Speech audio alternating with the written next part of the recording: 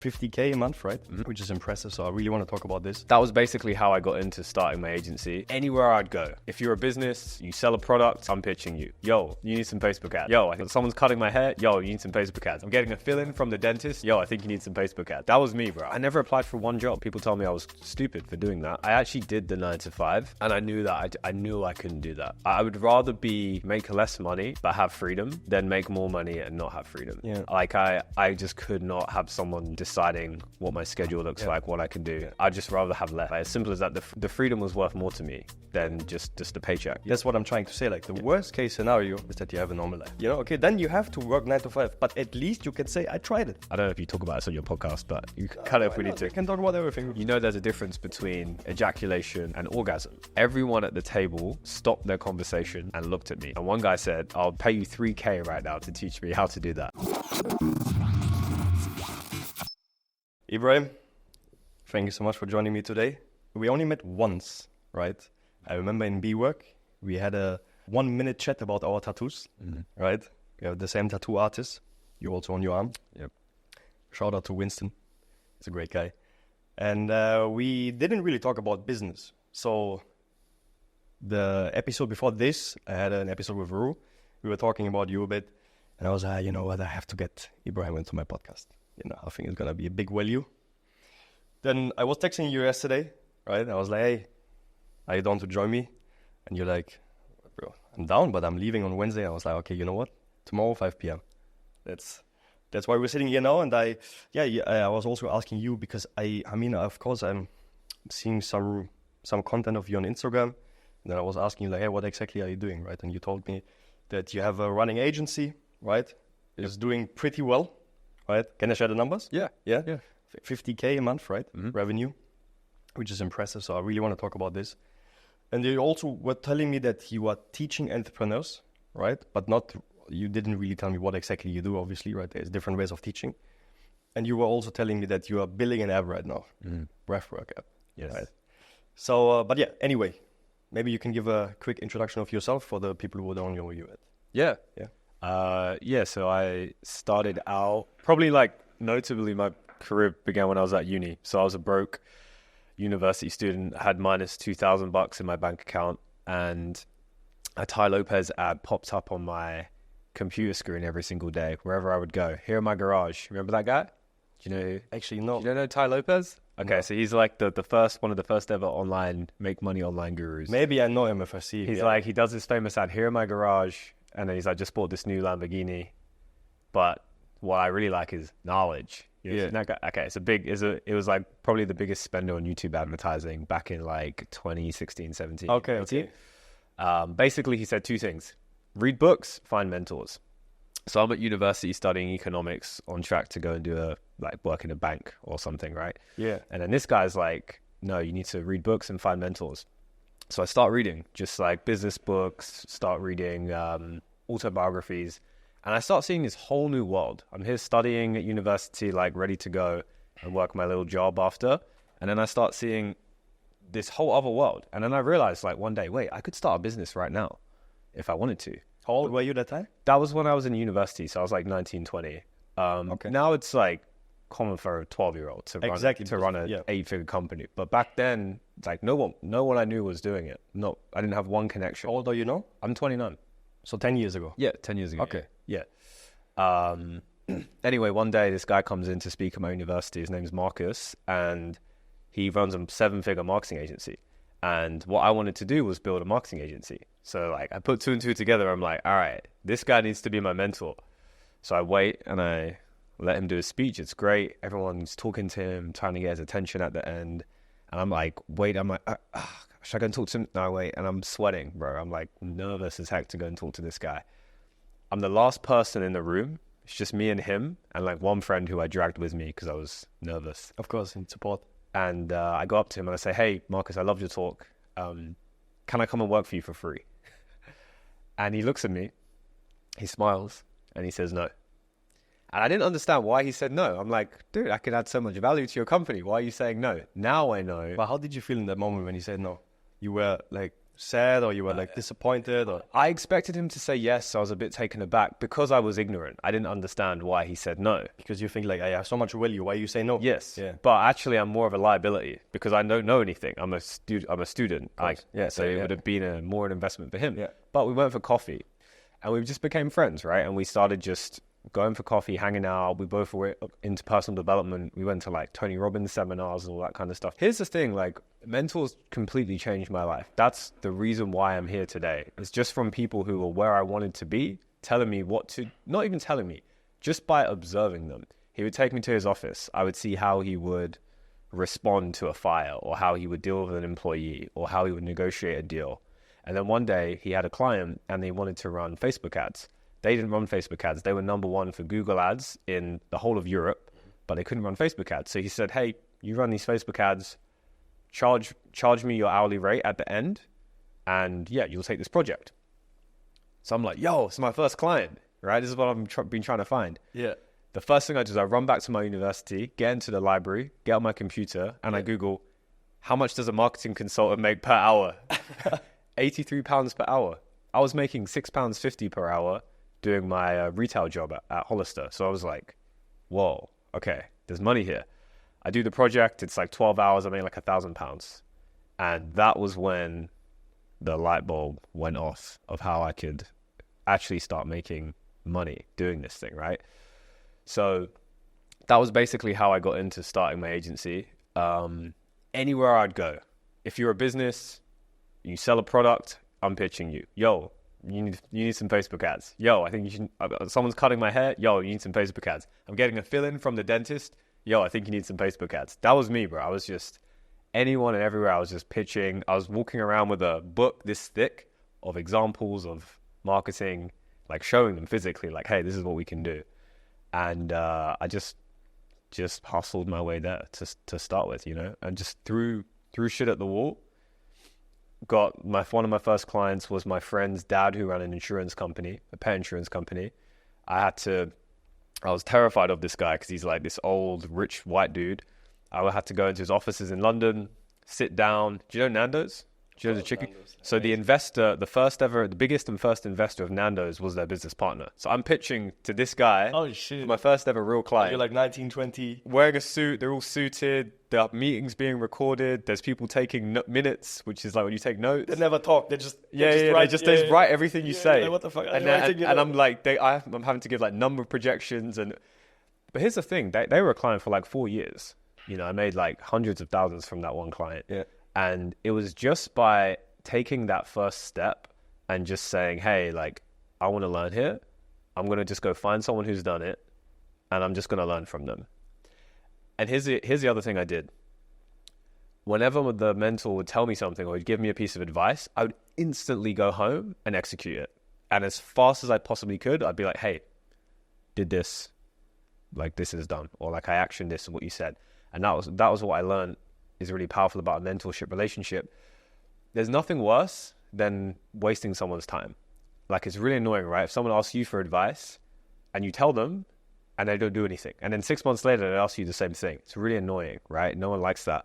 But if you have some young up and coming kid who's like, hey man, like I'm doing this, I'm doing that. You tell them something, they go do it, they get a success. It makes you feel good, right? And I learned that is actually part of the value exchange with a mentorship relationship. So what I think is changing your own life is already really hard. Mm-hmm. You know, let's say you want to get in shape. Tomorrow I go gym, right? Of course you go gym 1, 2, 3 days. Next week you stop. It's really hard to change your life, right?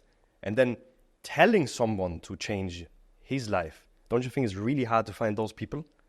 You know what I mean? The people who actually want to change. Yes, because there's a lot of people, they like, hey, Ebrahim, or maybe, hey, Marcel, can you give me an advice? You know, you're telling them something, but they're like, you know, okay, today, thank you so much for this advice. Next day, they forgot it. You know, not like you actually, you get an advice, you go home and then you execute. You know what I mean? So I think you're just probably a rare human being. You know what I mean? Because not many people, they actually do or execute based on the advice. It depends what your motivations are, right? Like how dissatisfied are you with your current situation?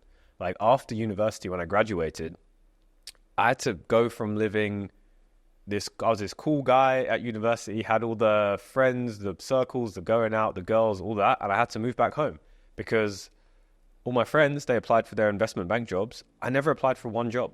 I spent 5 years, tens of thousands of pounds on this degree. I never applied for a single job. People told me I was stupid for doing that, and it was a risk. But to me, the risk was going and getting that job, which, by the way, is not a 9 to 5. If you're working in finance, you're working 10, 12 hours a day, 6 days a week minimum until you're 60. And then maybe you retire. And that's what success is. And so for me, I knew the outcome of that already. So that wasn't the risk. The risk was doing that and living a life of that I hated, right? So I decided to go the other way, start the agency. And it's funny, I'm making a YouTube video at the moment about my story. And there's a clip of me back in 2016. It's like, just as I've graduated, right? And I've got my phone here. No way. My cheek, I can send it to you if you want. You can put it as a clip in here. My cheeks are like puffed up. My eyes are puffed up because I'd just done all-nighters for my last exams. Yeah. Literally, like I look like I've got some kind of illness just because I'm so tired. Yeah. And it's literally me going. So yesterday, I came out of my final exam, completed my degree and my time at university. For thousands of students, it's the end of an era and the beginning of a new chapter. People are going into the workforce for the first time, going travelling, doing charity work. Some will be sitting on the sofa for the next couple of years. But what I realised is, right now is the best time to pursue the things we really want to do. Why? Well, if not right now, when? I have zero responsibility, no family to rely on me, no baggage, and really nothing to lose. So I decided right now is the time to take some risks, set ludicrous goals and reach for them. What's the worst possible outcome? Well, I have to go and live at home for a bit if I fail, or if none of my friends will take me, I'll learn some magic tricks and live on the street. And what's the best possible outcome? Well, right now that's pretty hard to imagine with all the opportunity we have, but at the very least, I have some great stories to tell in a few years' time. Just finished my exams. I'm not going to go and apply for a job. I'm just going to go and try this entrepreneurship thing. I don't know what's going to happen. No. Worst case scenario, I just have to like live with my parents or something like that. Yeah. And then, that was the decision. Worst case scenario is you have to go for a 9 to 5. Yeah. You know? Well, for me, like, it was never an option. I wouldn't do it because I actually did the 9 to 5. And I knew that I knew I couldn't do that. I would rather make less money, but have freedom than make more money and not have freedom. Yeah. Like I just could not have someone deciding what my schedule looks like, what I can do. Yeah. I'd just rather have less. Like as simple as that. The freedom was worth more to me than just the paycheck. Well, just what I'm trying to say is that whoever wants to run their own business or they want to create something by their own, what is the worst case scenario? That's what I'm trying to say. Like the worst case scenario is that you have a normal life. That's the worst case scenario. Yeah. Okay, then you have to work 9 to 5, but at least you can say, I tried it, And the worst case scenario is for other people, the plan A. Also, if you are working a 9 to 5 right now, there's nothing wrong with that. You can look at that 100%. And if you want to start a business, look at it like, okay, this is an investor into my business, right? Because I can take that money and I can use that into learning, finding a mentor, taking courses, investing into the product, if it's e-commerce, like whatever it is, right? So you can look at that situation and think, okay, how can I just invest this for my future self? So everything I did was just constantly like reinvesting back into me. To yourself. That was it. It was just all selfish. I was just stacking. Like I wasn't making much money at the start, but I was just stacking every couple thousand here, couple thousand there, back in access to someone, a course, insights, traveling to places. I didn't care about investing in real estate and making 10% a year maybe. At that point, it didn't make sense to me because I knew if I invest in myself, then I can make 1,000x on that one piece of knowledge or wisdom. Yeah. So I'm sitting in my parents' shed after university. All my friends are out making 50K, 100K a year. Yeah. And I'm in this shed with no heating. And I'm sitting in front of my laptop. I've got these whiteboards up. I'm trying like all these businesses. I'm jumping up on my rebounder trampoline every day. I don't know if you've ever seen these like mini trampolines. I learned this from Tony Robbins. Yeah, of course. Yeah. So it's like gets your energy going. Interesting. And I would just sit there every single day. But I wasn't just doing the work. I was also doing the internal work. So I was visualizing exactly what I wanted in my mind, and I was acting as if I'd already got it. And I remember this one day, I was talking about this amazing penthouse apartment I would live in to my mum while I'm living in her shed. And she just laughed one day, not in a rude way. She just found it funny what I was saying, how I was talking about what my life was. Can you say exactly what you said to her? Yeah, I said, I'm going to move in. So there's this apartment complex called Sky Garden in London. It's beautiful, very tall building. It's got this garden on the rooftop. Wait, I know it. I've been there. Yeah. So it's cool. It's a tourist attraction as well. You can go have drinks there, whatever. And that was where I wanted to live. And I would just tell her, like, I'm going to be living there. I'm going to be having clients there. This is what my life's going to be like while I'm making no money in her shed. And so one day she just kind of made a comment, and she was just like, oh yeah, another, like, with his pipe dreams again, right? Not in a mean way. Just honestly, I don't blame her, because she saw where I was. But in my mind, I was already there. And I knew that it was, if I held that vision strong enough and I took the action towards it, it was just a matter of time, because I wasn't going to give up. Like, this is the only difference with me and the people around me who didn't progress, is that they just stopped.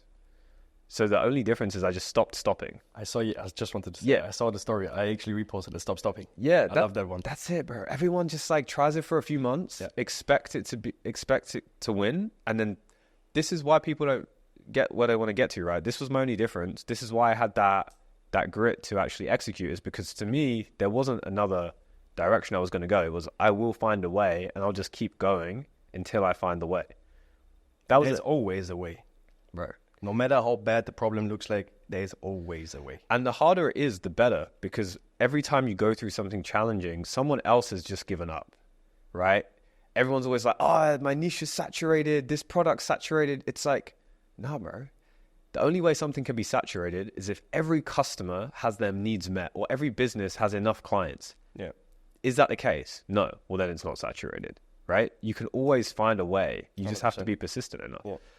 So eventually, I actually started making, like 15K, 20K a month after a few months of doing that at home. So we talk like from the day you were on the event from this guy. Yep. Right? What is his name again? Marcus. From that day until the 10 or 15K, how long? The time period? So that was it was a while, because he came in my second year of university. So I didn't start the agency until my third year of university. I was just like learning from him. I also had a e-com business. I had this like little matcha tea company that was selling matcha tea. Yeah. Did it go well? Like, I made enough to pay for my going out in uni and just my general expenses, couple thousand a month. You think that was already like how can I say, like the motivation to actually, you can see that something is working. Yeah. Now from here, I just have to somehow scale it or make more money. Exactly. Right? Yeah. So from that point, it was probably like a couple years. But from when I finished uni, it was under a year probably of working in the shed.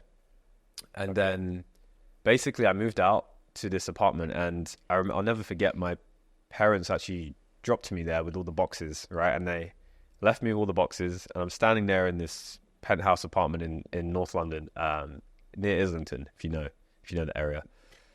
I'm looking, I'm on the beautiful balcony. It's a brand new building, and I'm looking out at the Shard, at the whole London skyline, and I'm like, damn, this is exactly what I envisioned in my mind. We've made it. Yeah. But internally, I didn't feel fulfilled. Yeah, I actually felt, it was actually a very low moment for me. I actually felt super lonely. Why do you think that? I think because I was building based on fear. Like, I wanted to get out of my situation. I was using pain as the motivator because I didn't want to be in the shed anymore. So it was get away from this situation, right? It wasn't inspiration. It wasn't I wasn't being pulled towards it. I was pushing. And there's nothing wrong with that. Like, sometimes you need that motivation. I mean, pain is usually the motivation, right? Like, most of the time, it's the motivation. Yeah. Totally.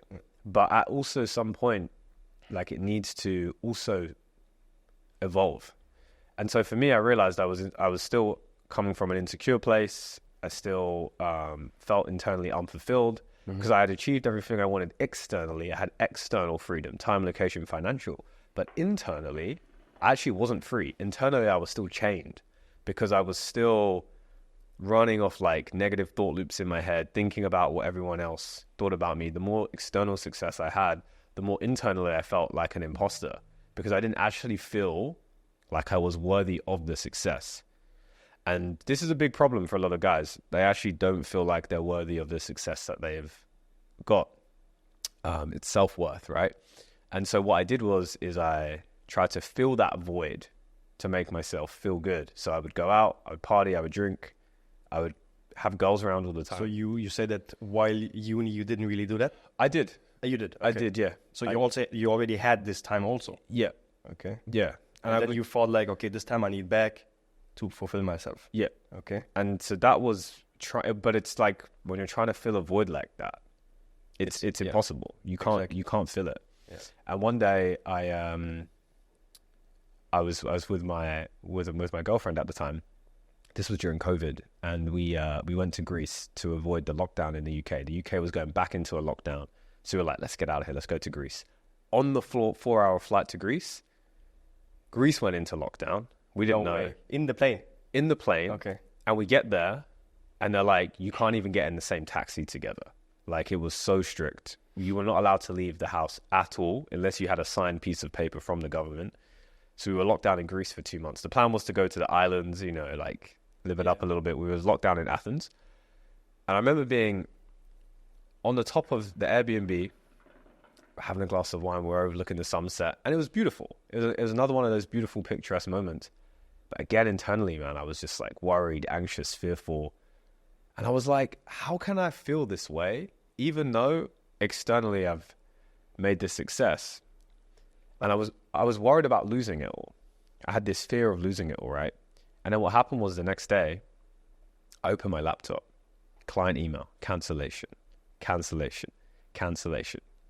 And within 48 hours, I'd lost half of the clients from my agency. And so this was a wake-up call for me, because it taught me, I always knew about the power of the mind and how we can create things internally first. And I got very good at doing that. Like everything in my life, I had very consciously created first. And I have a formula for that. Like that's what this tattoo is about, where it says internal state equals external reality. Like I have a whole formula that I run through. Yeah. And it's like, it doesn't just work for what you want though. Yeah. It works for what you don't want. So I'm thinking about what I don't want all of the time. And so that's what happened. That's contributed to all of the clients canceling, because that's what I'm thinking about. That's what I'm putting my energy towards, right? Where focus goes, energy flows. It's what you manifest. It happens both ways. It's not, you don't just manifest what you want, the Lamborghini or the whatever. You're also manifesting what you do not want. So if you're in a shitty situation, guess what? You created that situation. But that's actually a good thing, because it gives you full responsibility and control, because otherwise you're just a victim of circumstance and you're powerless, right? And so that was when I learned that lesson, that it's not just about the strategies, the tactics of business. It's also about the mindset. It's also about the internal world. And actually most of it is in fact about that. And so I just went on this journey, on this spiritual journey. It's how I found God. It's how I got into breath work. And I realized like the more work I do on myself, the better my business does. These things you didn't do on the way to the, let's say 10 or 15,000. I did them in parts. I would do it. I would have some progress and I would stop. So you knew about it. But... I knew about it, but I wasn't using it properly. Like most people have heard of this stuff, right? And maybe they've tried it and they get some success, but then you just stop doing it. And then when you stop doing it, you go back down again. Exactly. And it's a loop. Yeah. Like this. And I needed to learn those lessons until I figured out how to make it more consistent. But it's also like, I asked the question, okay, well, why am I doing all of this anyway? I don't know if you ever asked yourself this, like, why do we even do what we do? Why are we even entrepreneurs in the first? Okay, yeah, to have freedom. Cool. But what else? It's actually, part of it is just to feel good, positive emotions. We want to feel love. We want to feel free, joy. Providing. Yeah, provide. A lot of these things are actually internal. Like, but if you provide, what do you do? What are you then doing? You're actually like creating a sense of, say it's for your wife or your girlfriend. When you provide, you feel happy. You feel happy. You feel good about yourself. Exactly. So all of these things are actually to get an emotion. So we go to these extreme lengths, ultimately just to feel something. So then I realized, wait, why don't I just start feeling this now? Why don't I start experiencing this now? And when we start to experience the reality ahead of it happening, it happens so much quicker, right? Because we're already there. And if you look at like, I got really deep into quantum physics for a while, all that kind of stuff. Joe Dispenza, I don't know if you've ever looked at his stuff. But it's basically like there's two models of reality. There's classical physics, which we all understand, cause and effect, matter. And then there's quantum physics, which is the newer physics that came about 100 years ago, which basically says everything is energy, right? So this microphone is made up of particles and atoms. And in those atoms, they're made up of mostly space. 99.99999% is just space. And in that space is energy. And so in a way, everything is energy. And so if we can influence our own energy, if you ever hear like, this person's a good vibe, what does that mean? It means they're vibrating, because we're all vibrating constantly as atoms, and it's a high vibration, right? It's got a high frequency to it. If someone's joyful, if someone's grateful, if someone's having fun, it's magnetic. You're drawn towards it. You don't know why, but you just want to be around it, right? I don't know if you've ever seen like a video of, it's like someone dancing in a park, and it's just one guy on his own, and he's just dancing, and he's there for hours. And then eventually, hours later, someone else goes and joins him. And now there's two people dancing. And then eventually, an hour later, a third person joins. And then 30 minutes later, a fourth person. And then a fifth. And now people are coming in 10, 20, 50. And now everyone's dancing, right? It's this magnetism because they want to be around that energy. It's all vibration. And so how you show up in a sales call, how you show up in a negotiation is mostly your energy. It's what you're giving off. Exactly. Right? So everything is energy and it affects everything that we do. So I just started to prioritize the internal state, thoughts, feelings, how I feel, like what is my energy first. And if I'm not in a good internal state, I will actually prioritize doing that over, even if it was doing outreach back then in the agency, I would prioritize that first, because anything from a negative internal state is just going to create more of that. So I would always prioritize being in a good state, and then boom, things would just happen more effortlessly, synchronicities, money would come in. Well, how did you do that? So breathwork was one of the tools. So I would use that to shift my state. I did a lot of different things. I worked with shamans, I did ayahuasca, I did meditation retreats, I did yoga, like all of these different kinds of things to basically get out of the head and into the body. The mind is where thoughts happen. The mind's a beautiful tool, but let's be honest, it also comes up with a lot of shit. There's a lot of bullshit that the mind creates. Especially when you meditate, then you're like, what the fuck am I thinking here? Well, it's just a computer that gets programmed. And if our programs are the news, if our programs are our high school friends, our parents, the education system, then that's what you believe is true. That forms your beliefs. That forms your feelings, that forms your state, that then affects your actions. And then of course you can't get past doing 3 days of a gym, because all the programming in the computer is from all of that, right? So you have to reprogram the mind first. And to do that, you got to first clear everything out. So getting to a place of where you can just sit and be still.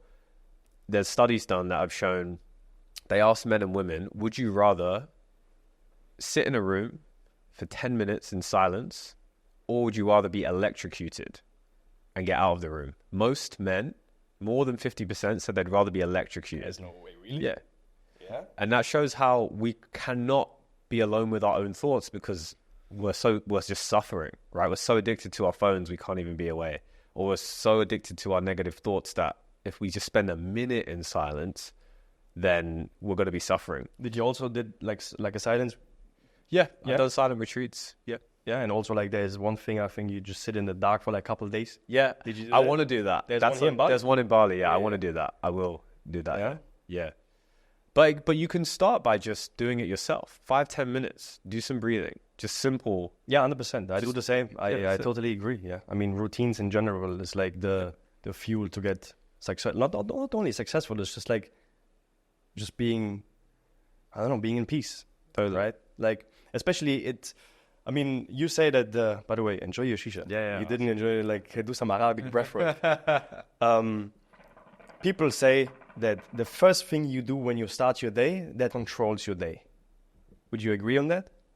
100%. So, for example, when you wake up, the first thing is you open Instagram. And probably most of the time of the day, you just be on Instagram. Would you say it's true? Yeah. So if you start your day with, I don't know, let's say, for example, before you even see the screen, first open your curtains, let the sun in, things like this. Or you maybe first thing is meditating, obviously, or maybe even the breath work, stuff like this. If you start your day like this, those small things, in the long run, you will feel like how it can change your whole life, right? And this is also something I learned in Bali, actually. Because I don't know if you started all of these things back in England, or did you change also your environment in order to start those things? Yeah. Well, that was a big part of why I wanted to get out of my parents' shed. It was so I could carefully create my own environment. Yeah. So I could have my own space. That was why I did that. It was exactly the reason I also moved to Bali. Because I was living in London, and there was pros to it, but I wanted to be around more like-minded people. I wanted to have sunlight every single day and just be in like a healthier environment, right?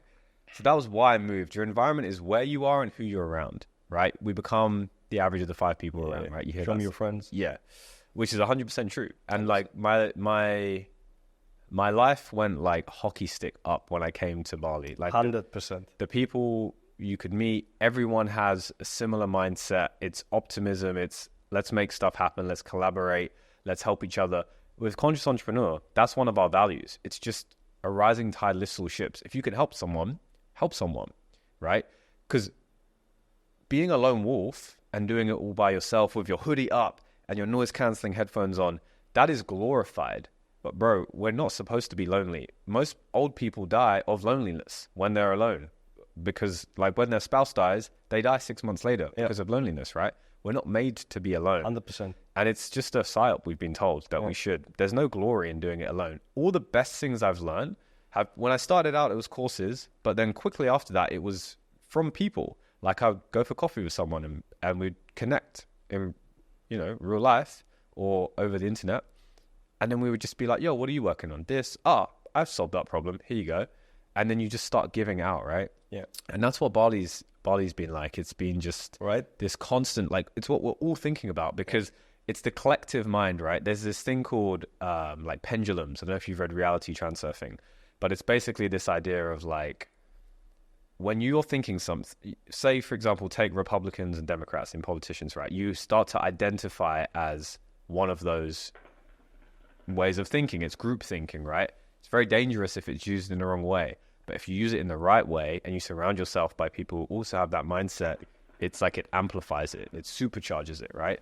Because now, when you speak to someone who's from maybe the UK or somewhere else, maybe they're like a little bit pessimistic generally about life. And you're almost confused. You're like, wait, what do you mean? Like, life is so good because this is your reality. You create your own reality. It's like your own bubble.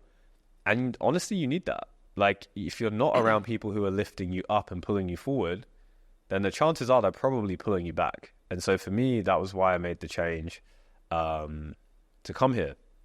And I also realized with the agency, it's like I built it to have time, financial freedom, but I wasn't taking advantage of the location freedom. Yeah. And as soon as I switched over to here, it was beautiful, man. I could start living the life I wanted. Also, I like that we're sharing this because I don't know how it is in England, but probably the same. If you're sitting there, maybe you have dinner with a couple of friends, maybe there's also some people you don't know, you don't really talk about business. If you think about it, you don't really share. Like also talking about like numbers, how much money you do and stuff like that. You don't really share. Because you also, I don't know, there's something in Germany, you're scared to share because of the eye, right? You're like, okay, they will say, oh, I'm so happy for you, but they're actually not happy, you know? While in Bali is the opposite, like you're sitting there, sometimes I'm sitting at a dinner, I only know one person. There's 11 people. I don't know anyone. All of them usually successful, right? You're just sharing information. You just, the other day, actually 1 month ago, I had one dinner and I had a problem, I told you about my business and I was having so much trouble to find a logistic partner, It was so hard because It's the first time this product entered this country. I needed a proper logistic partner who can really help me with that, you know. It was so hard to find. I was sitting there, then I was like, just chatting a bit, and he's like, oh, how's it going, by the way, with your company, you know? I was like, I don't know, I just cannot find this. He's like, I have a number. Just call them tomorrow, you know? I think they can help you. Problem solved. Next day I called them. No problem, we can help you. We know exactly how to bring the product here. Next week we delivered it. And this is something, Bali is, I don't know, like this, the value of your surroundings here in Bali and in general the network you do here is just, I don't know how to describe it, you know? Like this is what I'm trying to share also with this podcast here, you know? It's like, come, it doesn't have to be Bali, but I think probably Bali is like top 3 destinations in your 20s, maybe also in your 30s, right? If you really want to build something, this is the place. Not only because it's cheap, it's the value, the network, everything. You look like you try to improve yourself. Like it's just crazy. The energy, the vibe here is you cannot describe it before. Like you just have to experience it, right? The reason Bali is so great is because nobody here is actually from Bali. You're an exception. But most people are not from Bali, right? Meaning you come here, you travel with an intention. You come here for a reason, right? You want to connect. You want to live this kind of lifestyle. So then suddenly you're around all these people who all want to do the same thing, right? No one takes it for granted because we're not from here, right? We've come to this new land for that reason, and that's why it's so great. Also, places like Dubai, same kind of thing. No one is from, very few people are from Dubai, right? It's like a magnet of people come. Maybe intentions can be a little more financial motivated, a little more material, but it's the same kind of thing, right? And there's these hotspots around the world, like that people go to. There's places in Mexico, there's places like Cape Town, there's spots in Europe, like Barcelona's another one, like a lot of like guys in this space will go to, and it's the same. And then suddenly you just, before you know it, you've just got this network of like traveling entrepreneurs where you can just, like, I'm going to Bangkok in 2 days. And you know people there. Like, here's the thing. I know like a couple, but I know as soon as I go there, I can just do one story and 100%. I'll have connect with whoever I want to be able to connect with. Yeah. And like, dude, that to me is freedom. Being able to just travel to a country where I don't know anyone. Like, how cool is that, right? I can now know like all the best places to go. I've already got people to meet. And now I get to experience the country in a totally different way. I'm not a tourist. It's like I've already lived there, even though I've never been there. Exactly. That's also something. If for all the people out there traveling a lot and they have friends in certain countries, probably they share the same. Like what I've seen is that traveling as a tourist and traveling to a country where you have a local friend is like, that's why I'm trying to now travel to countries where I have people, you know? For example, I was in Korea last year for 1 month. Bro, I was literally B-work. There was I think it was an AI event or something like this. I met a small like Korean guy there, you know. He was like, my name is, shout out to MG, by the way. He's a G. And I was talking with him for like 5 minutes. He's like, I'm from Korea. And I swear to God, I'm never really thinking about Korea until this moment. He was like, I'm from Korea, by the way. I'm a developer. I'm doing some Web3 developing, stuff like this.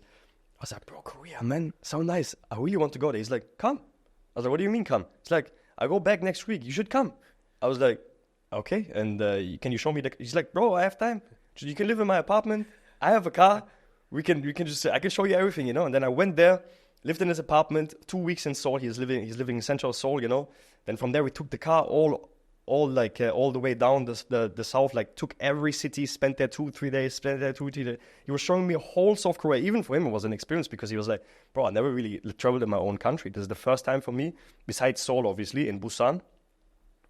And I had one of my best trips in my life. But just like having it, I literally met him for 5 minutes. And then I didn't see him again. I saw him again in Korea.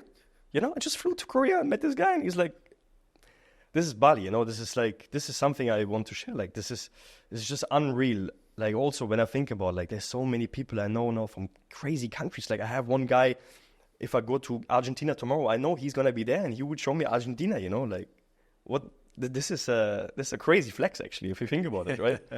So, this is something I really love from Bali. And also what I wanted to ask you is actually, how did that all happen for you that you actually came to Bali? Because did you just come here for the first time, you just traveled here and then you were like, you know what, this is my place? Or how? Or did you just saw it on the Instagram reel? Or how did it all ended up for you in Bali actually? Yeah, I had one friend who I met for an online community as well. Do you know Arlen Moore? Arlen Moore, he has an online community. Okay. It was actually a course creating community. It was actually... He's also in Bali. He's not. He's in America, I think. Okay. But I met a friend through it. That was here's the thing. I don't even remember what happened in the course, but now he's like one of my closest friends, right? I met him and he was like, yo, I'm living out in Bali. And I was like, oh, dude, I want to come to Bali.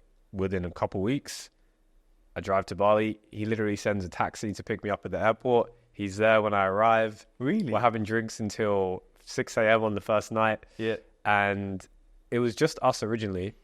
And then we just started like connecting, hanging out with people. And then I was originally just going to come and just see how it goes. And then, yeah. But he already told you a bit like Bali's like this and this. Yeah. I had some insight already. He'd been here for a few months. Mm-hmm. And then, a year and a half later, my base is here. I have a company here as well. And just my whole network. A lot of my network is based here and then travel. You just need one person who's there. That's it. Yeah. The universe sends you this person. Yeah. You just have to say yes, do it, see how it goes, Yeah. Because most of the people ignoring exactly this. If you're in a place where you're in a bit of a rut and you're putting in the work, but it's just not really clicking, and you're the kind of person who's actually putting in the work. You're not just doing it for 2 days and then stopping. Yeah. If you're in that place right now, going to a completely new location could be the best thing you've ever done, because it just fries your whole routine and pattern and just gets you into a new reality. And then you act different, right? Now the people who used to view you in that reality, they're not there anymore. Now when you meet someone new, you're like, hey, I'm this person. That's who you are to this person. They don't know any different. And when you've got that, it rapidly shifts you into this new identity, this new version of yourself. And then from there, now you take actions aligned with that. Now you start doing the right things, meeting the right people, you create your own luck. You know what I mean? Yeah. Like luck is definitely a component, but you can create it by doing things like that. So if you're in that position right now, listening to this, I highly recommend just get a flight ticket to Bali. What's the worst that happens? You spend a couple $1,000 on the ticket, drink a couple of coconuts. You know what I mean? Worst case. Yeah. Maybe you get Bali belly. Yeah. You probably will get Bali belly, just FYI. But it's worth it. I have an interesting question for you. Do you think the way you perform here in Bali, you could perform the same way now in UK? If you go back to UK tomorrow and you live in UK for the next 5 years, could you perform the same like you do here? That's so out of my reality. I have to really think about it. I think it depends on what the goal is, right? Like, I think look, let's be honest, your environment is one of the biggest things that affects you. So I know it would affect me. I would still do what I want to do if I had to live. Like, let's say a family member gets sick and I have to go back and be with them. I would still make things happen. I can still this is a cool thing. Like, once you've been somewhere, you can take those lessons and you can take what you've built and then bring it to new places. That's the great thing about traveling. But yeah, no doubt it wouldn't be the optimal environment. But also it depends, right? It depends on what is the goal. It depends on what you actually want to accomplish with your life, right? Like if you want to, like London can be a great place if you just want to be around a lot of abundance and make money. It can be good for that. You know what I mean? If you're able to if you can tap into that. But you can also be in London and be looking at this city and think like, oh shit, this is scary. I'm intimidated by this. I don't belong here. It's having the opposite effect, right? So that's why the internal state is so important. It depends on where you're coming from. 100%, yeah. Okay, let's talk about, I want to touch base again on your 50K revenue agency, yeah? Because obviously this we talked about the way to 10 or 15,000, right? But what is the key to reach those goals? Because obviously there's a lot of people probably also that are running an agency watching this and they're like, okay, this guy is actually like, how can I reach this, right? 50,000 a month is obviously not something you can just build from today to tomorrow, right? Yeah. So yeah, I would say the biggest challenge with running an agency now is the fact that so many people are now early getting into it. You got guys like Iman, top of funnel, you can learn it for like $30 now. You can learn the basics, right? It's very, very low barrier to entry. So you have to differentiate yourself.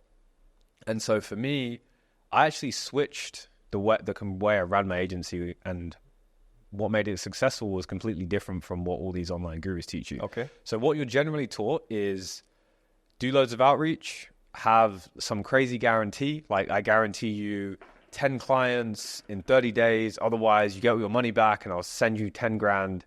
Like you're told to do these things so you can get clients, right? You're told to build a big team. You're told to basically scale it that way, right? For me, I looked at other industries and I was like, why did I actually why did I spend 15K on a coach? It wasn't because he told me, hey, here's this crazy guarantee. And Because he was where you want to be. well, that was number one. He was where I wanted to be. But also, I actually felt like I knew him because I'd consumed his content. And this is like, if you're running an agency, this is a really big hack. Okay. Making content is super normal for like, if you're a coach or all these other industries. Of course, yeah. But in the agency space, no one really does it. And so what I started to do was I switched it and I thought of myself, actually, no, I'm a personal brand, right? Because people buy from people at the end of the day. There's no B2C, there's no B2B. It's just P2P, person to person. My friend Darren says that. That's his line. One, yeah. I give him credit for that. It's a great line. Really good. And so, okay, people buy from people. Let's reverse engineer it. Why don't people buy? Well, it's because they don't trust you. They don't trust you. They don't trust the service will get them the result. Yeah, it's all about trust, yeah. Or they don't trust themselves. So how do you build trust? Well, you get them to know you. So what I started to do was I started to create content, literally build a personal brand, specifically in the agency space. So I had a podcast in the agency space, had my own social media in the space. It was real estate. That's the niche. And I started to create content around that and get known. And dude, it was super easy. Within a very short space of time, I was like the most known guy. Just because it was in the UK, by the way, because no one was doing it. So I did that. And then I just started running ads and it was like supercharged, bro. Like literally, I was in Nirvana, the gym the other day, and I'm literally on leg press. Lead comes in and he's like, book a call for Monday. And I was like, send him a selfie of me on the leg press. And I was like, yo, I've got 10 minutes now if you want to chat. We're just messaging over WhatsApp. Yeah. Dude pays like 6K. Yeah. Over a DM. I sent him a Stripe link, paid. No sales call. In the agency space, you're told to get on as many sales calls a day, set as many appointments as you can a day, and maybe you close 10%, 20%. Dude, why do you want to spend... Have you actually done that? Have you actually spent 10 hours a day on sales calls? I did that back in the day. Yeah. It was debilitating, bro. It's like so energy sucking. So now I don't take calls anymore, but what I was doing was I would just take a couple calls a week. The conversion rate went from 10% to like 60%, 70%. Just because people already know you. They've seen you before. They know who you are. They trust you. Yeah. So it's like, it's a done deal already. They come into a call with someone they know. Yeah. Just like, okay, I trust you. I know you. And now you don't need to offer these crazy guarantees because the guarantee or like this crazy offer is just to basically try and buy trust. Yeah. Right? You don't need to do that anymore. So now, and then also, here's the other key. This is like all the source, by the way, all I teach. So if you're an agency, this is helpful for you. I switched from just running ads as a service and then them saying, oh, the leads are crap or we didn't get results, to making it into like a done with you program. So there's actually a course. There's things that they need to do on their side in order to have success, because we know if you're going to be successful or not based on your inputs. So we started making it like a program. And then what would happen is if someone wasn't performing, instead of them being like, oh, this sucks, I want my money back. Literally, I had agents come to me and say, like, I'm really sorry.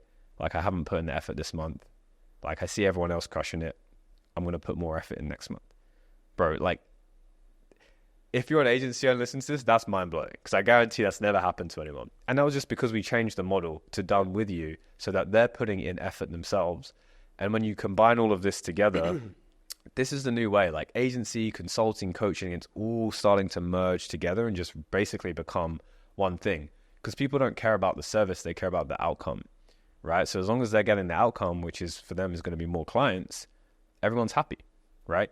And so, yeah, completely changed the model for me. Made it much more enjoyable. Results were way better. Yeah. Because for me, like, dude, I had a client last year fly out to Bali with us. He was chilling with us. We were going out, having fun. 5 years that client's been with us. The average retention in my niche is 58 days. That's how long a client stays with an agency in a real estate niche. 5 years this guy's been with me. Even comes to Bali. Hanging out. Normal friend. Yeah, exactly. He's a friend. Young guy, very, very, very successful business owner. He's number one agent from us helping him as well in his area. And so like, it makes business fun as well because a lot of guys, their service delivery is not actually that good, or they're worried about results. Yeah. So just realize like half of it's results, half of it's relationships. Build a relationship. Treat them as real people. Actually care about them, and they'll want to stick around. And this is what you're teaching in your coaching? Part of it. So 20% of it's business. Let's talk about the coaching. Yeah. So like, look, this is what I found. 20% of it is tactics and strategies, like the stuff I just said. Yeah. Other 80% is internal. So the 20%, that stuff, 80% mindset, mastering your mind, overcoming those limiting beliefs, having the right mindset. 2, becoming emotionally bulletproof. And there's processes I teach so that you can actually start to become non-reactive to things. Because if you're actually acting off emotion, then you're probably making the wrong decision in most times. You need to learn how to just be So you also calm. teach things like this, yeah? Yeah, it's actually the majority of what we do. Oh, yeah? So there's that. Then there's relationships, bro. Let's be real. Most of us guys get into entrepreneurship to attract a woman. They want a girlfriend. They want to be able to have women around them, right? Let's be real. It's a huge motivator. But no one ever talks about how that actually affects business. All of these things have a massive overlap with business, right? So if your relationship's off or your personal relationships are off, it's going to be affecting your business. So that's also a big part of what we go into. And then the final piece is actually your spirituality and connection with God. Because when you get to a certain level, you have to look up, right? There's a moment of humility where you realize like, yo, none of this is me. There's something greater going on here. I used to be an atheist when I was at university, and my best friend started dating a girl from Cambridge, which is like Harvard, but in the UK equivalent, lawyer. And then one day she told me she was Christian. And bro, I'm ashamed to say I judged her for that. I used to think, how can you, it could have been any religion. And I used to think, but it's not proven by science. How could that be? And I was miserable when I used to have that belief system. Now I am, for me, I'm very spiritual. I follow Jesus personally, but my dad's a Muslim, and we have the best conversations, the best connections. And I found like none of my close friends, besides 1 or 2 who are open-minded, are atheists. They all have some kind of faith. You don't need to be like a religion, but just believe in something. You know what I mean? Something greater. Because there are tough days, right? In entrepreneurship, you go through much more struggles than you do if you choose the average 9-to-5 route. And you just need faith, right?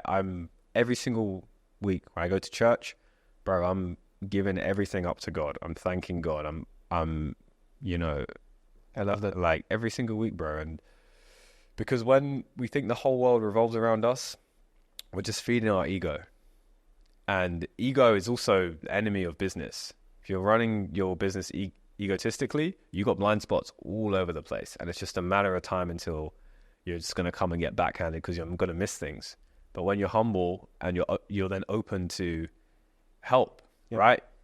It's humble to say, you're at a table, you don't know who's there. If you didn't have humility, you'd be like, oh yeah, my business is going great. Nothing's wrong. I'm doing perfect. Yeah. But you're like, nah, like, yo, this is what I'm struggling with. Boom. You just got exactly what you needed.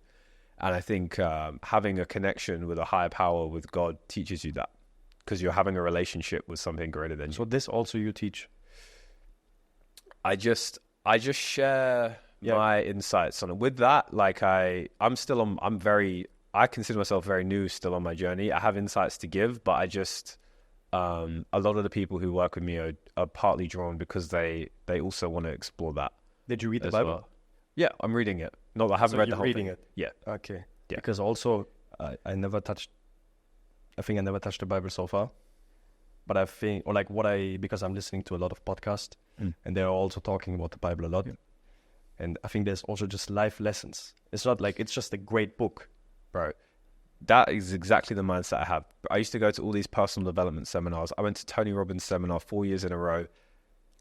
Church is just the greatest personal development seminar of all time. It's got, and whether it's Islam, like it's where the original information comes from. All this stuff we're learning, it dates back into the Bible. Yeah. It dates back into the Quran. 100%, yeah. So why not go to the source, right? Go to where it actually came from.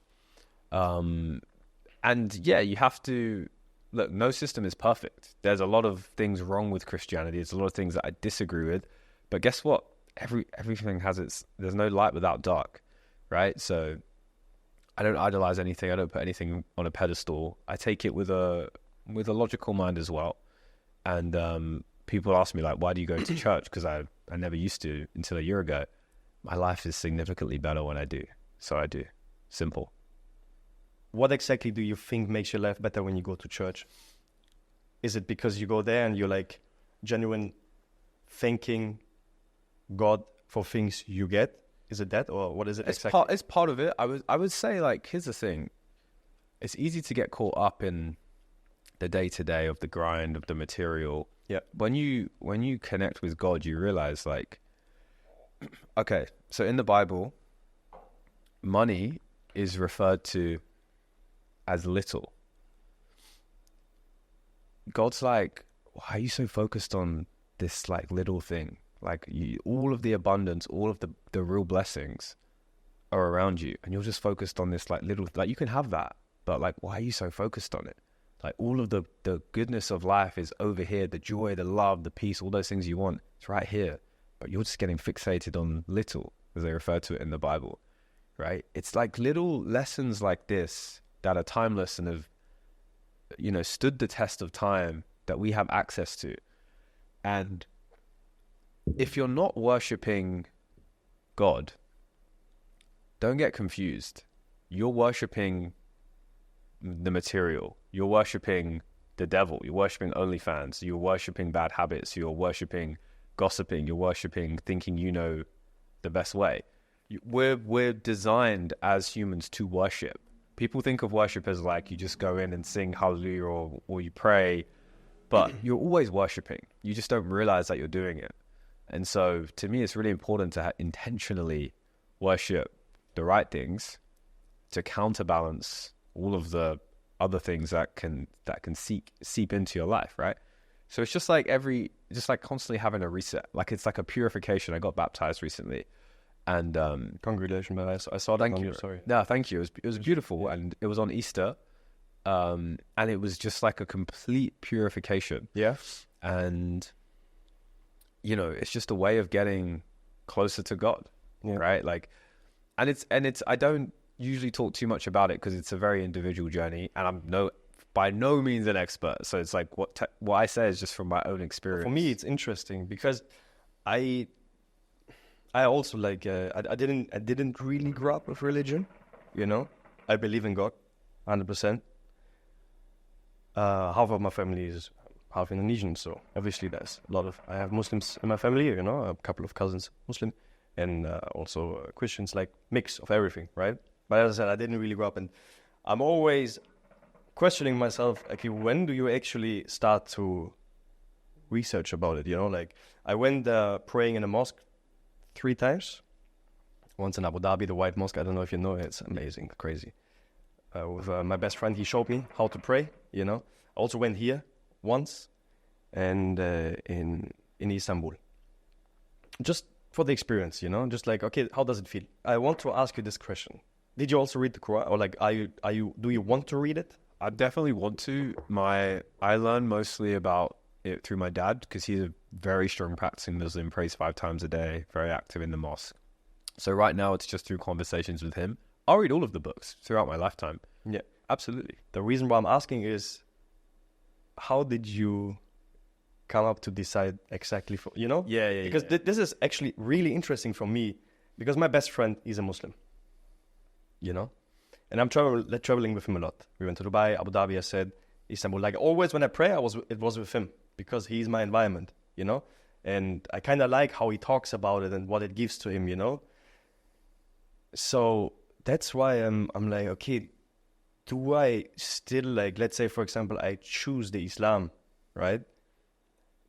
Do I first still have to research about, like, the Christianity and also maybe the Buddha, I don't know, like, when can I do the when can I actually make the decision? When I am allowed to make the decision, you know, like, did I actually do enough research to make the decision? That's why I'm asking you, did you also read the Quran, you know, to say that, okay, this is the right path for me? For me, it wasn't a purely logical decision.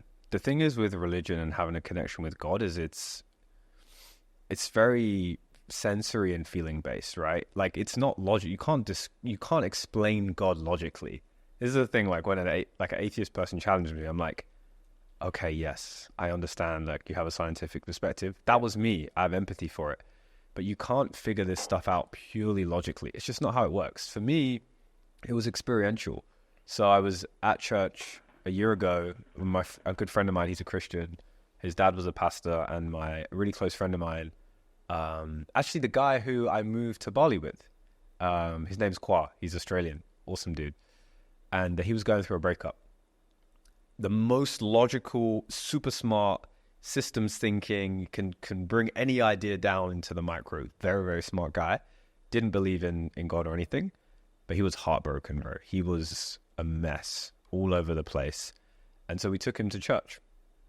I hadn't been to church in a very long time. To me, going to church was my parents forcing me to on Easter or whatever, and it was what it was. Yeah. But we took him there, and I watched him in real time get saved by God. He transformed into a whole new person, a whole new human. He 10x'd himself as a person through going to church. And so naturally, I'm witnessing this, right? I get to see this in real time, and I get to see the benefit of being in a space where there's no judgment. Being in a space where my pastor used to steal cars. He got into the wrong crowd when he was younger. He used to rob cars, right? You would say, well, that's not a man of God. Of course.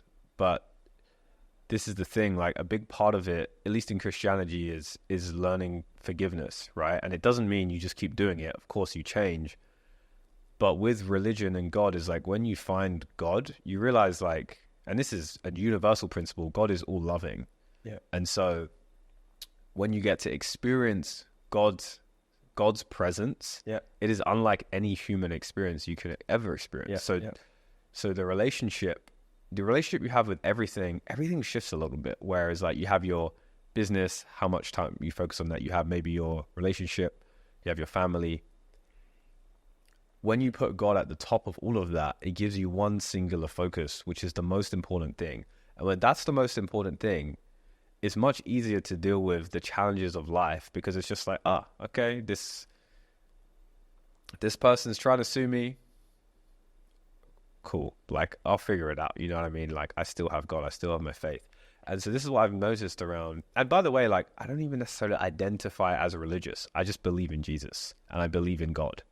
I actually wanted to ask you, do you think the same thing would have happened in a mosque with your friend who was heartbroken? That's a really good question. I don't know, is the honest answer. Because then we come back to environment. Yeah. Right? That's a really good question. So I've been to the mosque because I grew up, obviously, a Muslim dad, so I've been to the mosque quite a lot, but I couldn't tell you. Honestly, I couldn't tell you. I think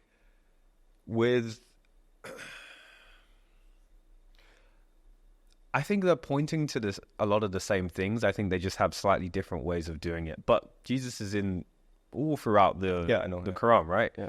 And so that's what I love about Islam, is that they actually embrace other religions. Yeah.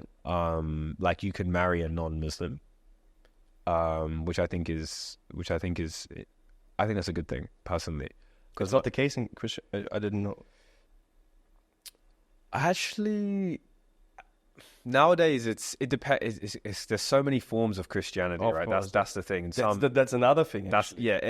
This is why I don't get caught up in all of the politics of it and all that kind of stuff. Yeah. To me, I have my connection with God, whether I'm in a church, whether I'm in a mosque. I have my connection with God. 100%. Doesn't matter. That's why I'm just happy that because I think believing in God is not only giving you all the things you just described. I think it's also sometimes just the fear of God. You know what I mean? Like, when you're actually thinking of doing a wrong thing and you are aware that it's a wrong thing, and then it comes back to God when you think like, you know what, I cannot do it because he's watching me. That's one of the things I like about Islam, is that it is more at the forefront to fear God. In Christianity, absolutely, bro. You read the Old Testament, you'll fear God. Yeah. But it's not as pushed nowadays. And it's actually, I wish it was a little bit more, because it's important to have a healthy respect for God to keep you, you know, to keep you on track. For me personally, like, I definitely fear God, right? I believe he's all present, omnipresent, all knowing, all seeing at all times. And so to me, it's just like, how do you act when no one's around? Well, if you believe in God, there's always someone around. And that's a positive thing. We act better when we know that there's consequences for our actions, right? We take much better actions. But it's such an individual journey, bro. Like you'll feel it. You'll just know. You'll know. And maybe it for you it is properly reading the books, and maybe it's a later thing in life, right? For me, I knew when I was about 21, 22, when I was getting more into spirituality, that eventually I would start exploring religion. It just wasn't for then. Now's been my time to start doing it. Yeah. Especially when you're in a bad situation, then you're always asking for help. Yep.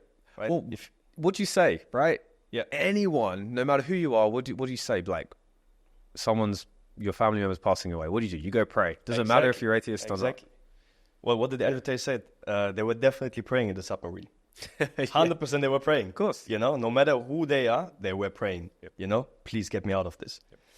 And anyway, it's a super interesting topic for me, and also like your perspective of like how did you choose the right religion for you and stuff like this. You know, like how did you...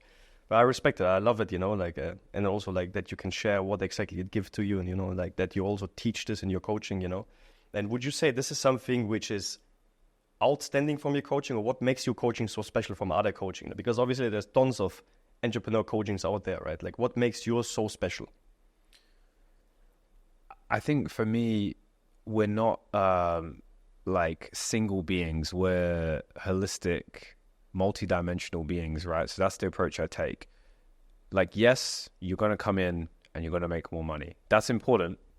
Like, money is the foundation, right? You need to make money to have external freedom.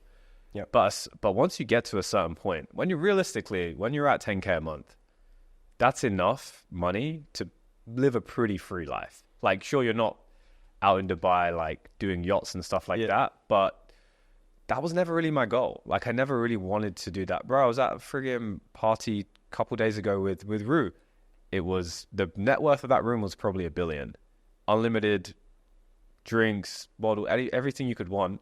I was there for like 20 minutes. And then I had a conversation with an old friend. Yeah. I went home.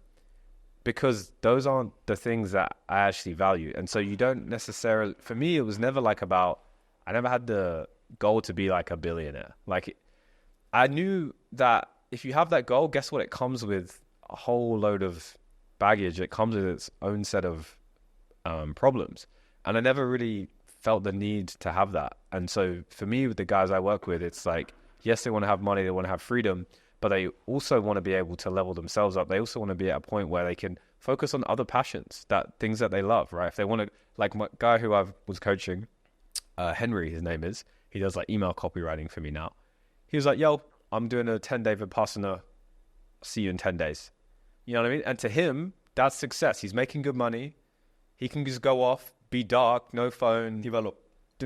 And that to me is like what it's all about. Like, that's what it is for him. You know what I mean? Like, he's living a truly successful life financially, but actually living the way he wants to live. And that's to me, like, the agency is just the vehicle to get there. I just believe it's the best beginner business model that anyone can start. I think it's the best way to 50K a month with good profit, because you're just running a service. You can do it at very high profit margins. And so that's why I picked that model. And it's really just a good way to like learn all the skills that you need, that then if you want to go do e-com, boom, now you're good at marketing. You can go and launch that company, right? And that you can go do a whole host of different things from it. And we just, honestly, it's like kind of like therapy as well. Like, it's a way to connect with other guys going through the same thing, have real deep conversations that you just wouldn't necessarily be in a space to have unless you've got like really, really good close guys. A lot of guys don't actually have that in the online space. Something I've realized.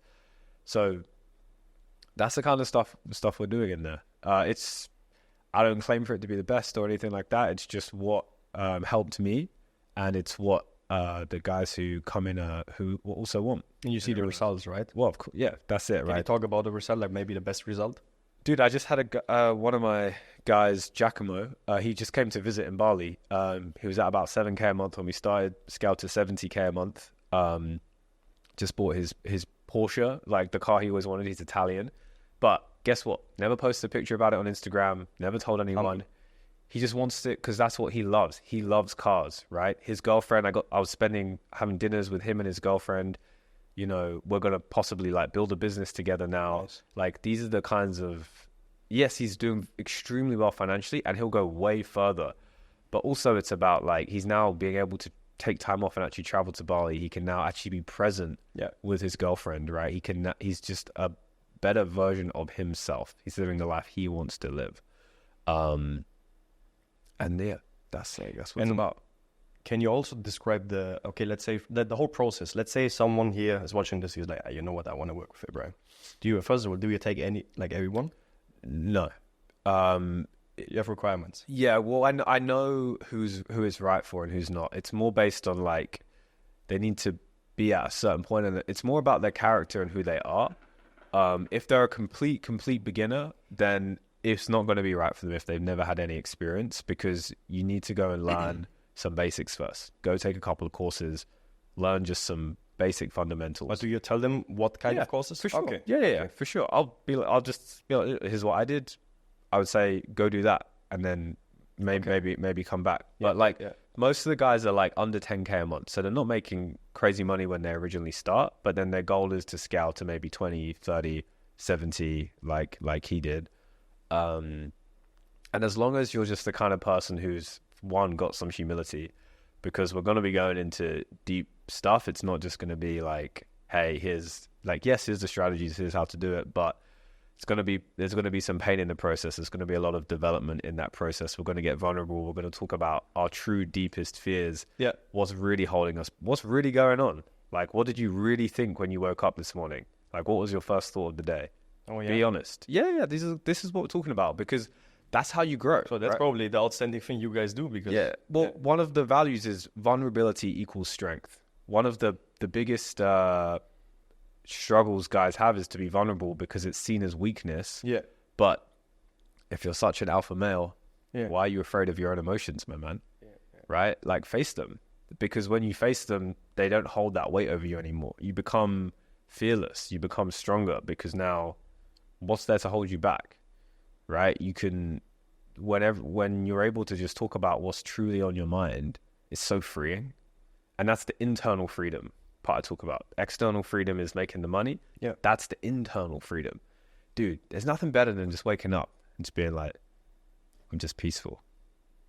Like, what a great feeling, bro. That to me is like the ultimate goal. That's the ultimate final winning. Are you at that point, would you say? Are you actually 100% satisfied with your life right now? No. I'm not. I'm content with how things are. But I don't think we should ever be at a point where we're just satisfied and stop, because you need to be working towards something. I'm now at a point where I get to work on things that I'm passionate about. That's, to me, is me living a successful life. That's also a crazy life goal if you reach that point. Yeah. That to me is a real blessing. Yeah. Like, when people talk about blessings, they usually talk about finance, bro. It's like the tiniest portion of it. A blessing is getting to do what you want to do every day. Exactly. Living life. This is exactly what I'm experiencing right now with this podcast. You know, because I just talked about it and was like, you know what, fuck it, I'm gonna do it. You know, that's winning. Yeah. That is like being successful to me. We go into masculinity, we go into relationships. Is it one-on-one actually, or with your team? Yeah, it's both. So it's one-on-one and then mastermind as well. Because one-on-one, because I found it's just everything I teach, I also do myself. So I have coaches and mentors for all my areas of life, right? And I found the fastest growth I've had is just when you have a one-on-one element, because it's so specific and tailored. but then also having a brotherhood of like-minded guys who you can be in that environment with together, having that group accountability, connecting with other guys who are around the world is also very powerful. So we have both. And then we'll be doing in-person events as well in Bali, actually. Really? Which is going to be cool, yeah. Yeah? But like just for your community, or is it also for... So and I can't... Yeah, well, I've actually done some already. So I'll Yeah. let you know. Dude, we're flying... Dude, you're going to love this, bro. We're going to do a sick event. Can't say too much about it yet. But when is it? It's gonna be in June. So I don't know if you're here or not. Early June, but Early June I'm here. It's gonna be you're So gonna, you cannot share anything about it right now, like. It's not. I can't say too much about it, but it's gonna be big. It's gonna be big. Nice. Yeah. Nice. But it's that kind of stuff, right? Consciously creating those types of events and community in person. Also important, obviously, for the listeners. What's the price? So right now it's 10K. Okay. To work with me. Flat fee, 10K. Yeah. Then And then for how long? For a year. For a year. 10K for a year. That's actually really cheap. Yeah. Yeah. Okay. Right now. Yeah. It's actually amazing. And then is there a money back guarantee? No, bro. If I don't reach the 70,000, I want my 10K back. No money back guarantees, because here's the thing: it's like if you're making a decision based on a money back guarantee, it's probably not the right decision for you, bro. I like that, because you're already looking for an out before you've even got in. You know, you need to just be all in, and ultimately, it's trusting yourself, right? Like it's trusting that you're going to be able to actually take the learnings and implement it. If you implement it, you're gonna have success. Yeah. Let's talk about the app, because you were mentioning it a bit. Yeah, I just found meditation was a big part of what I did. At one point, I was meditating 3 hours a day to try and just get to a point where I was actually just still. It would take me 3 hours sometimes to get to that real depth. But what do you think? Just an interesting question, because I'm not an expert in meditation, and I definitely have not that experience like you, like trying to meditate for 3 hours. But do you think the goal of meditating is not to think about anything, or is the goal of meditation to be aware of your thoughts and push them away? What is the goal? So there's thousands of types of meditation, but most of the time people are talking about mindfulness meditation. So the goal is basically to recognize when you have thoughts and to be able to come back to a point of stillness. That's essentially the goal. So most people think that you're not meant to think during meditation. So they think they're bad at meditating. Thoughts are going to come. We have 20,000 thoughts every single day. But the goal is to be able to just come back to stillness. Every time you come back to your center, that's like doing a bicep curl in the gym for your mind. Your mind is getting stronger. It's getting more focused, right? Okay. But it's hard. It's very difficult when you wake up in the morning and you're like, let's go. And you're like, I have to sit down for 30 minutes, 10 minutes, 20 minutes, whatever. It's hard. So that was why I started doing breath work. Because if I do breath work, and you do Wim Hof, right? Wim Hof, yeah. I started out. When you do it, you're going to have an experience. I run them in person in Bali, and people have the most crazy transformation. They're like longer ones, so it's a lot deeper. Yeah. But even 10 minutes, bro, you're going to feel completely different after. And so that was why I'm building the app, because most entrepreneurs struggle with meditating, but they want the benefits of it. With breathwork, you get the benefits way faster, way easier. It's more active as well, so you're actually doing something. So I think it appeals more to particularly men who are like hyper. Can you maybe share what exactly breathwork is giving you? That's a long podcast. I'll keep it in the context of for entrepreneurs, right? Because my app is for entrepreneurs specifically. Okay. Yeah. So but still, also normal people can use it. I would say if just go and do like Calm, or go and do like Headspace if you're just a regular person. Or Wim Hof? Yeah, Wim Hof is perfect if you're for regular. Okay. I'm designing, and those are great, by the way. Like for me, the reason I'm designing it for entrepreneurs specifically is because number one, entrepreneurs want things that are practical. They want things that they're actually going to get benefit from, right? So it's non-spiritual. In the app, there's no spiritual jargon in it. It's very, very tangible. So for example, breath work before a sales call to get you into the right state. Breath work before a meeting. Breath work podcast. Yeah, dude, we were at a lighthouse and they filmed us doing the breathwork before, and that gave me the idea, breathwork before a podcast. So I'm going to give it to the studios So that if people want to get into a good state, Why we before- didn't do that? Yeah, I know, right? Well, I knew we didn't have like that much time. But here's what I'll do. I'll give one for you, the morning one that I created. Okay. I'll link it below. People can do it for free. Yeah, please. No opt-in, nothing. You can just do it.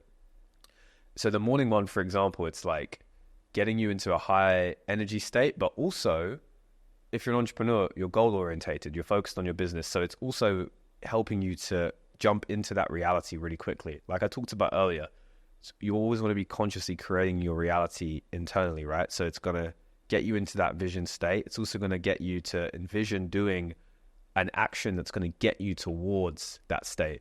So you do it 10 minutes and boom, you're primed, ready to go. You're in a very good state. You need to do it with big noise cancelling headphones. Ideally, if you've got normal headphones, it's okay because there's spatial audio, there's hypnosis in there, there's like frequencies that I'm playing. Yeah. So it's like, it's not just breath work, there's all these things compressed into it.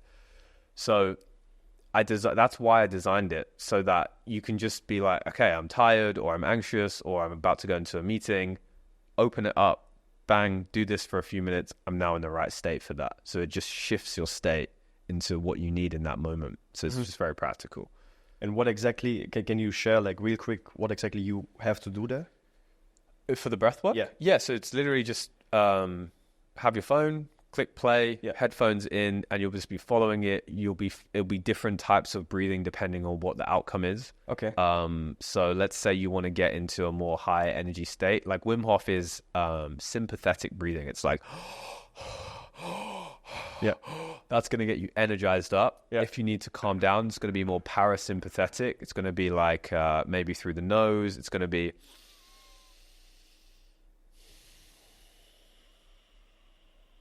long exhales. Now I'm calm, right? Depending on what I want to get into. There's lots of different types. There's also this one thing where you breathe in, hold, breathe in again. Yep. To lower your heartbeat. Yep. Right? So we do that in the morning one. So if anyone wants to try that, there'll be 2 they're called breath holds or void retention holds. You'll be doing that in there as well. Yeah. Dude, that is my favorite space to be, in the void, when it's just like... This is something I can really recommend to people like they're scared flying, turbulence, you know? If you're really scared in that moment, just like breathe in, hold, breathe in again, and then slowly out. Yeah. This is how you calm down. And within a few seconds, it actually works, you know? And many people, there's like such a small thing, that's such a small life hack. It only takes one breath to completely shift your state. Yeah. Literally, one breath. Crazy. I feel completely different from that. I'm back in the present moment. Yeah. It's the breath is something we do constantly, 20,000 times a day, but we're completely unconscious of it. But the breath determines how we feel, how we act, what our thought processes are, 100%. our biochemistry, how much CO2, our pH levels, all these things is all determined by the breath. Yeah. But we never think about it. So actually learning how to breathe better is a skill. Yeah. Performance in the gym, performance in your sports, performance in the bedroom. Yeah. I also do it for sexual energy as well, because a lot of guys struggle with... in the app. That's the new one I'm working on. Oh, okay. I'm going to be making that one in Copenhagen when I go there. Okay. But basically, like one of my most popular videos is on semen retention, right? Huge thing for guys. But the problem is like it's a lot of willpower based stuff, right? With the whole no fap semen retention thing. But if you can learn how to take that energy, that sexual energy, and like move it around the body so it's not stagnant, which I do through the breathing. One, you can actually start to use that energy for creative purposes for work. 2, and this is the superpower, you actually can not need to ejaculate during sex, because I don't know if you talk about this on your podcast, but you can cut it if we need to. We can talk about everything. So okay, a quick story then. I was at a retreat in Portugal last summer. Yeah. 6 and 7-figure entrepreneurs, everyone's beautiful breakfast, chefs are bringing all the food, everyone's talking about business, what happened the night before, and a guy opposite me asks me about, because he knows I know a bit about it, he was like, asking me something about sex, and I was like, well, you know there's a difference between ejaculation and orgasm. Everyone at the table stopped their conversation and looked at me, and everyone just went quiet. And one guy said, I'll teach you, to pay you $3,000 right now to teach me how to do that. And this is the thing, like, we don't know this as men, but like there's a difference. Can you teach us how to do that right now? Yeah, well, there is practices to it, but starting with the breath is the easiest way, right? Because basically, like, usually what happens is when you ejaculate, you orgasm, right? That's when it feels good. But we know women can have multiple orgasms, right? And if you don't know that, you're doing something wrong. So you need to go back a few steps before this. But so can we as men. And it's just energy. Yeah. So you can learn to channel that sexual energy around the body, and you do it through the breath. So you, even just right now, right? Imagine, like, take the attention to your perineum, which is basically where, like, your ball sack is, like, just around that area. So take your attention there and tense it. So, like, squeeze that area, like, around your butt, around your balls. Should I do it right now? Do it. Yeah. Do it right now. So that's where, like, when you have an impulse, like a sexual impulse, is in that area, right? Yeah. Now, we would be in a breathwork practice doing this, but not in a podcast. You can envision a straw up your spine, and now envision that you're trying to draw imagine it's fluid up a straw all the way to your head. Okay, there's a lot of spiritual stuff behind this, but I'm just keeping it very practical for now. Yeah. Just like this, like that. Okay, I've just drawn. I can do this very easily now, but I've just drawn all the energy up to the top of my head. Okay. And so now I've just literally transmuted it. I've taken that sexual energy and I've moved it. So in the breath, when we're breathing, we'll do these holds where we go. They do this in yogic traditions. They do this in all kinds of other areas. But basically, you're just moving that energy. So then actually, if you're having sex, you can do this during sex. So if you're about to ejaculate, you can literally, I do this all the time, pull that energy up. You'll experience the orgasm 10 times more powerfully than you would have if you ejaculated, and you can keep going. Yeah. And you can just control how long you go for. It's a superpower, because when you ejaculate, how do you feel after? Right? You don't want to do anything, because your primal imperative has been achieved, right? You don't have any motivation. So when you can learn to move this and then go and use that energy productively, it's superpower. So that's one of the things How did you learn about that?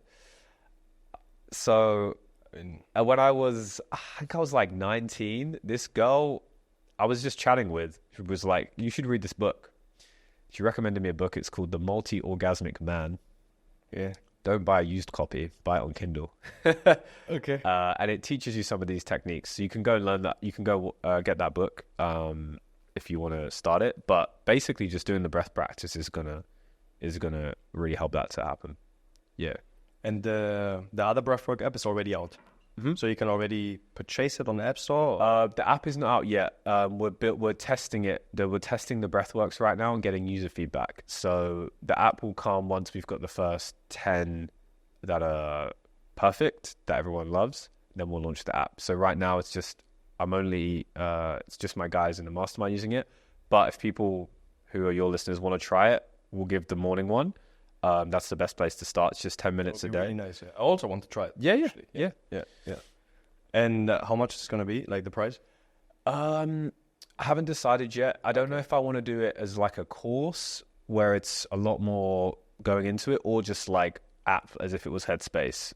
Just like, for example, you wake up in the morning, you can do this, and then before a sales call, you can do this. Yeah. It's going to be like reasonably priced though, because I want everyone to be out. Because my ultimate mission is to raise the collective consciousness of entrepreneurs. So I want this to be as accessible as possible for everyone. Okay. So it's not really about monetizing, it's more like about sharing values. Yeah. Because this is like, I've seen firsthand it transform my own life, and now I get to share it with others, and I see how it is so transformational for the people I take through it. So I just want more people to get to experience it. Yeah. How do you manage all these businesses? Like, you have 3 now in total, right? Is it 3? The agency, the teaching, the app. It's funny, I have more free time now than I ever have. Because of outsourcing, and why is it? I think because I always prioritize myself and my state first. So the actions that I take they're much more intentional. And before I was driving a speedboat, right? It was just like, do as much as possible, get as much shit done in a day. Whereas now I'm more steering a ship, right? I don't know if you've ever heard that analogy. It's like 1 degree turn to the right makes a big difference. So yeah, I have a team who run everything. I think in conscious entrepreneur we have like seven people. Nice. And the agency just runs itself. And so with the app, I have a business partner. He's actually a guy I live with, super smart tech background. So I just focus on what my skills are. My skills, the only thing I'm good at is coaching and content. That's basically the only things I'm good at. Most other things I like kind of suck at, or I'm like good enough to be able to. But to be fair, content is probably one of the most powerful thing in the internet. Yeah. Well, words create your reality. Yeah. Right. So because with the content you can build the trust, and with the trust you can build as you just. So those are the highest leverage things I can do. Honestly, if I could just do coaching, I would just do that, because the content is what allows me to then coach people. Because the coaching is where I can really create the impact. But those are just the two things that I focus on. If I just do those things, I'm using my energy, time, resource to the best of my ability. Because I'm also then coaching my team, right, when they need help. So I'm coaching them. Or the content is essentially coaching other people, right, and helping them within it. So it's all like an ecosystem. So I just spend my time on what I'm best at. And I realized, this is a practical piece of advice. I did a test called Wealth Dynamics. It's basically like an entrepreneur test of how to get into your state of flow. And so my personality type came back as like star and creator, meaning like I'm good at talking, but also putting other people in the spotlight and then creating stuff essentially. And it also then tells you what your weaknesses are. So then you know who you need around you.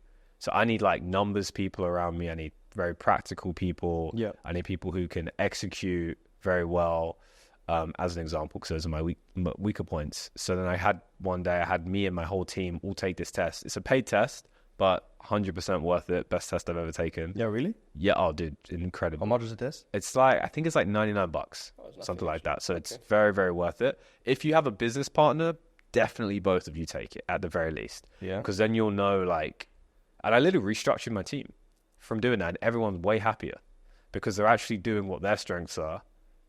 And so I literally get like a proper. You get like result. a 50-page PDF. It's serious. Really? Yeah. It's like the most studied test. How long is the test? Takes like 10 minutes. Oh, what the fuck? Yeah. That's crazy. Okay. Yeah.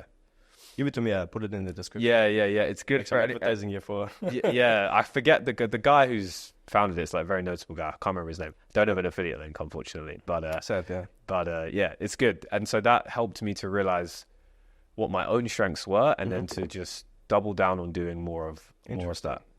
Okay. Yeah. Talking about advice, let's say there's some listeners, maybe from England, Germany, they want to come to Bali. Now, because we talked so much about Bali, about the environment here and stuff like this, what would you give as an advice to them? To live a life like you, or live a more freedom life, or change their life, improve their life? I think it depends on what they truly want, right? Because if they're watching it and they're like, I want to come to Bali, then I would say just connect with one person who's there, have a call with them over Zoom, and just ask them like, what's Bali really like? Just tell me what the experience is.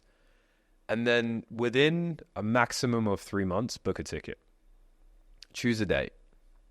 Because then you know it's happening. And that then gives you some time to, if you need to get affairs in order or prepare, but actually book it pretty much straight away if you know. How do you know if it's the right or the wrong decision? People always ask me this, right? It's the right decision as long as you really made the decision. Meaning, if you've got two options, if it's do I go to Bali or do I go to Dubai? Well, you can come to Bali, but if you're just thinking about, what would Dubai be like? You didn't really make the decision because you're thinking about this other potential. Yeah. If you make the decision, just make the decision and go with it. Otherwise, you're just continuously suffering and getting FOMO. And this is like one of the biggest things people struggle with, right? It's like, did I make the right or the wrong one? Well, if you made the decision, it's the right decision because you made it. That's why my podcast name is Talk and Do. You know? Don't only talk, also just do. I like that. You know? Yeah. Is there any chance that the listeners can be in touch with you? Like, obviously, the teaching probably, right? And I will put all of your links in the description. But yeah, what is the best way to connect with you? Maybe they have any questions of whatever. Maybe they have an agency and they want to scale, you know? Yeah, probably Instagram. Just the best way to connect. I put free content out on YouTube as well. Just nice. Ebrahim Toner. But yeah, shoot me a message. I'm on there myself. I reply to them. Amazing. Yeah. But I thank you so much for joining me today. Really, so much values. I think also the listeners, they're like, probably they found some inspiration here today from you, right? I mean, obviously you built some crazy things, especially the agency, like in that young age, 19, 20 years old, already 15, 20,000 revenue a month. I love that. Nice story, nice journey. Thank you, bro. And yeah, as I said, I hope you found inspiration in today's story. And obviously, if you're excited to meet more guests from all over the world, because I really try my best to bring some crazy people here. And there's a lot of crazy people living here in Bali. That's why don't forget to follow, hit the subscribe button, ring the bell.